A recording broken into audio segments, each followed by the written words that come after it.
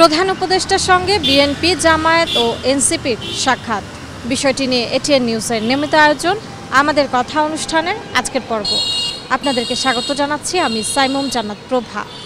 দর্শক, এ বিষয়ে জনসাধারণের মতামত শুনব, তবে তার আগে চলুন দেখে আসি এটিএন নিউজে প্রচারিত একটি প্রতিবেদন। চলমান রাজনৈতিক অস্থিরতার মধ্যে শনিবার সন্ধ্যায় যমুনায় প্রধান উপদেষ্টা ডক্টর মোহাম্মদ ইউনূসের সাথে বৈঠকে বসে বিএনপি। প্রায় 50 মিনিট স্থায়ী এই বৈঠকে অংশ নেন দলের স্থায়ী কমিটির সদস্য ডক্টর খন্দকার মোশাররফ হোসেনের নেতৃত্বে 4 সদস্যের প্রতিনিধি দল। বৈঠক শেষে ডক্টর খন্দকার মোশাররফ হোসেন বলেন, সংস্কার, বিচার এবং নির্বাচন নিয়ে কথা বলেছে বিএনপি। ডিসেম্বরের মধ্যে নির্বাচন আয়োজনে সুস্পষ্ট রোডম্যাপ চেয়েছে বিএনপি। নির্বাচন যত বিলম্ব করা হবে, আমরা মনে করি জাতির কাছে আবার স্বৈরাচার পুনরায় ফিরে আসার ক্ষেত্র প্রস্তুত হবে। এর দায় দায়িত্ব বর্তমান সরকার ও তাদের সাথে সংশ্লিষ্টদের উপরে বর্তাবে। নির্বাচনের রোডম্যাপ বিষয়ে কোনো আশ্বাস পেয়েছেন কিনা জানতে চাইলে বিএনপি প্রতিনিধি দলের সদস্য সালাউদ্দিন আহমেদ জানান, কোনো আশ্বাস পাননি তারা। আমরা আমাদের দাবি হয়তোবা ওনারা ওনার প্রেসের মাধ্যমে জানাবেন। তবে আমির খসরু মাহমুদ চৌধুরী বলেন, প্রয়োজনীয় সংস্কার করে ডিসেম্বরের আগেই নির্বাচন সম্ভব বলে বৈঠকে জানানো হয়েছে। ওনারা একমত হয়েছে সংস্কার যেখানে ঐক্যমতের ভিত্তিতে হওয়ার কথা, তার ভিত্তিতে সংস্কার কাজ সম্পন্ন হবে এবং সেই কাজ অতি সহসা সম্পন্ন করা সম্ভব। এখানে কোনো দ্বিমত পোষণ করেন না। সুতরাং ডিসেম্বরের আগেও নির্বাচন করা সম্ভব, এই আলোচনা হয়েছে এখানে। যদি দ্রুত নির্বাচন দেওয়া হয়, আমরা স্পষ্ট ভাষায় বলেছি, আজকে বাংলাদেশের যে নৈরাজ্য হচ্ছে, যে আইন শৃঙ্খলা পরিস্থিতির অবনতি হচ্ছে, এক অ্যানাউন্সমেন্টের ফলশ্রুতিতে বাংলাদেশের শান্তি, শৃঙ্খলা এবং গণতন্ত্র ফিরে আসে। 2 ছাত্র উপদেষ্টা ও জাতীয় নিরাপত্তা উপদেষ্টা পদত্যাগেরও দাবি জানিয়েছে বিএনপি। নিরাপত্তা উপদেষ্টা এবং আর 2 জন ছাত্র উপদেষ্টা যাদের কারণে এই সরকারের নিরপেক্ষতা ক্ষুণ্ণ হচ্ছে, তাদেরকে বাদ দেওয়ার জন্য আমরা আজকেও লিখিত বক্তব্য আমরা দিয়েছি। প্রধান উপদেষ্টার সঙ্গে বৈঠক শেষে জামাত ইসলামীর আমির ডাক্তার শফিকুর রহমান বলেন, নির্বাচনের আগে দৃশ্যমান সংস্কার ও বিচারের দাবি জানিয়েছে জামাত। নির্বাচনটা কখন হবে আপনি যে সময়সীমা দিয়েছেন, এর ভিতরেই জনগণের কোনো ধরনের বড় ভোগান্তি না হয়ে একটা কমফোর্টেবল টাইমে এই নির্বাচনটা হওয়া উচিত আমরা মনে করি। আর 2 নম্বর, আমরা বলেছি এই নির্বাচনের আগে অবশ্যই সংস্কার এবং দৃশ্যমান বিচারের কিছু প্রক্রিয়া জনগণের সামনে আসতে হবে। সংস্কার শেষ না করে যদি কোনো নির্বাচন হয়, এই নির্বাচনে জনগণ তাদের প্রত্যাশা পূরণ করতে পারবে না। আবার সব সংস্কার এই সরকারের পক্ষে করা সম্ভব না। মাত্র 5টা সুনির্দিষ্ট বিষয়ে তারা হাত দিয়েছেন। এতটুকু নিষ্পত্তি হওয়া উচিত সন্তোষজনকভাবে। সবশেষে বৈঠক করে 24 ছাত্র জনতার অভ্যুত্থানে নেতৃত্বদানকারী ছাত্রনেতাদের দল জাতীয় নাগরিক পার্টি। এনসিপি আহ্বায়ক নাহিদ ইসলাম বৈঠক শেষে বলেন, তারা গণপরিষদ, জাতীয় সংসদ নির্বাচন এবং বিচার ও সংস্কারের রোডম্যাপ একই সাথে চেয়েছেন।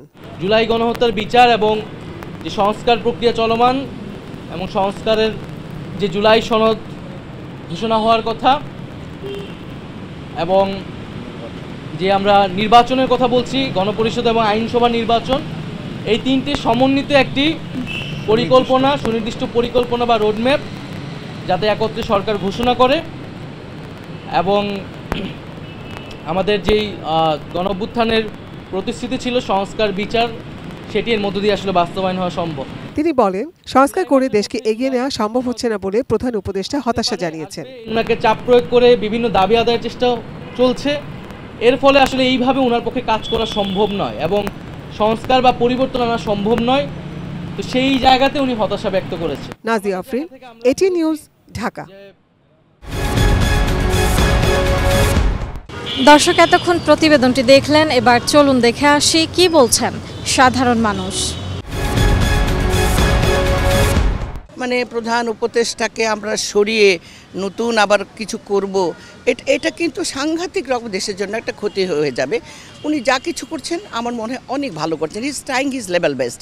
কিন্তু আমরা তো বাঙালিরা এত আন্দোলন, রোজই এত আন্দোলন, তাহলে আমরা মানুষ দেশ চালাবে কী করে? সংসারই যখন 4টা লোক 4 রকম চায়, আমরা সংসারটা চালাতে পারি না, ভেঙে যায়।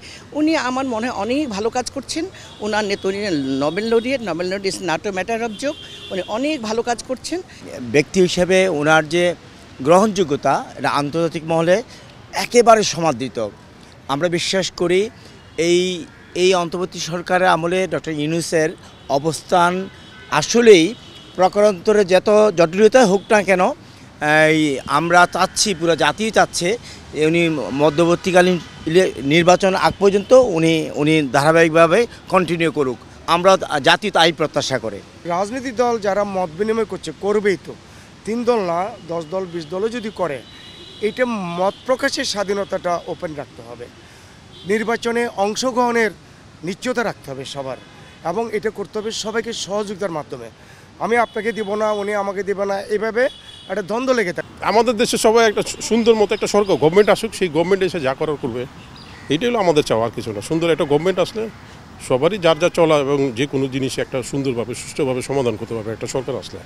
নির্বাচন না হলে শুধু কনফিউশন এবং এক দল অন্য দলকে দোষারোপ করবে, ষড়যন্ত্রের কথা বলবে, কিন্তু নিজেরাও ষড়যন্ত্র করবে, অন্যকেও বলবে ষড়যন্ত্র। আমরা হলো ষড়যন্ত্রের কি চাবিকাঠি, আমরা যারা জনগণ, আমরা এগুলো চাই না। আমরা চাই সুষ্ঠু একটা নির্বাচন হোক এবং দেশে গণতান্ত্রিক ব্যবস্থা পুনঃপ্রতিষ্ঠিত হোক।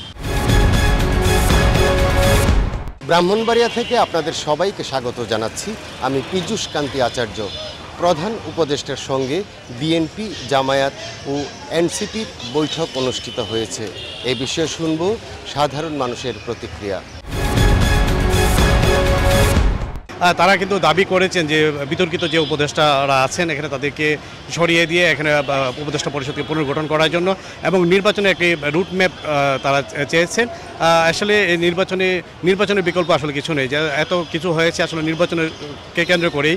তো এই আমার মনে হচ্ছে যে এখানে বিভিন্নভাবে যে সংস্কার বলা হচ্ছে, আমরা কিন্তু এই পর্যন্ত কোনো ধরনের সংস্কার আসলে দেখতে পাইনি। বর্তমান যে সরকার আছে তার প্রধান 3টি কাজ, একটা বিচার এবং সংস্কার এবং সুষ্ঠু নির্বাচন। তো এই বিষয়ে যে বর্তমান যে সরকার, আমাদের যে সরকার যে দলগুলো আছে, রাজনৈতিক দলগুলো আছে, তাদের অবশ্যই উচিত বর্তমান প্রধান উপদেষ্টার সাথে আলোচনার মাধ্যমে কীভাবে সুষ্ঠু নির্বাচন করা যায়, কীভাবে এই সংস্কার এবং বিচার কাজ করা যায়, এগুলো সহযোগিতা করা। আমরা চাই দ্রুত সংস্কার এবং বিচারের মাধ্যমে নির্বাচনটা একটা সুষ্ঠু নির্বাচনের ব্যবস্থা করা হোক, যাতে করে সাধারণ জনগণের ভোগান্তি নিশ্চিতটা আমাদের কমে যায়। নির্বাচনের মধ্যে আমি আশা করি যে দেশে একটা ভালো একটা অবস্থা তৈরি হবে। দল মত নিবন্ধন সব দলকে নিয়ে তাদের বৈঠক করা যায়, থেকে দেশের ঐক্য যেমন সুদৃঢ় হবে, এতে সরকার সিদ্ধান্ত নিতে ইতিবাচক ভূমিকা থাকবে। এবং এই ক্ষেত্রে যে কাজ হবে কি, মানুষের মধ্যে যে ভুল বোঝাবুঝি, ভেদাভেদটা, এটা অনেকটাই কম থাকবে বলে মনে করি। আমাদের কথায় স্বাগত জানাচ্ছি। আমি গোপালগঞ্জ থেকে সজীব বিশ্বাস। প্রধান উপদেষ্টার সঙ্গে বিএনপি, জামাত ও এনসিপির বৈঠক অনুষ্ঠিত হয়েছে। এ নিয়ে কি বলছে গোপালগঞ্জের সাধারণ মানুষ? চলুন জেনে আসি গোপালগঞ্জের সাধারণ মানুষের মতামত। কিছু রাষ্ট্রীয় ইস্যু এসে গেছে। আপনারা নিশ্চয়ই অবগত আছেন যে একটা করিডোরের ব্যাপার আসছে। করিডোর তো সংসদ ছাড়া দেওয়া যায় না। জনগণ যাদের ভোট দিয়ে সংসদে পাঠায় তাদের মতামতের ভিত্তিতেই একটা ভালো সিদ্ধান্ত আসবে। এখন এই সমস্ত সিদ্ধান্ত, জাতীয় সিদ্ধান্ত নেওয়ার জন্য জাতীয় ঐক্যমত দরকার এবং জাতীয়ভাবে দ্রুত একটা নির্বাচন দরকার। বিএনপির দাবি কিছুটা যৌক্তিক, যে তিনজন উপদেষ্টার পদত্যাগ, ওরা তো আসলে পক্ষপাতী করতেছে, ওরা দেশ বিক্রির ব্যবস্থা করতেছে। অতএব এদের সাথে বিএনপির এই কথার সাথে একমত। এই 3 উপদেষ্টার মাধ্যমেই মূলত প্রধান উপদেষ্টার কার্যক্রম কিছুটা হলেও বিতর্কিত হচ্ছে এবং দেশের চলমান রাজনৈতিক পরিস্থিতিতে আমি ব্যক্তিগতভাবে অবশ্যই মনে করি তাদের পদত্যাগ করে প্রধান উপদেষ্টাকে রাজনীতিক প্রভাবমুক্ত রাখা, যাতে আগামীতে জনগণের অংশগ্রহণে একটি অবাধ, সুষ্ঠু, নিরপেক্ষ নির্বাচন আয়োজন করা সম্ভব হয়। দর্শক, এই ছিল আমাদের কথা অনুষ্ঠানের আজকের আয়োজন। বিদায় নিচ্ছে আমি সাইমম জান্নাত প্রভা। দেখা হবে আগামী পর্বে। ততক্ষণ পর্যন্ত সুস্থ থাকুন, সুন্দর থাকুন, সঙ্গে থাকুন এটিএন নিউজের।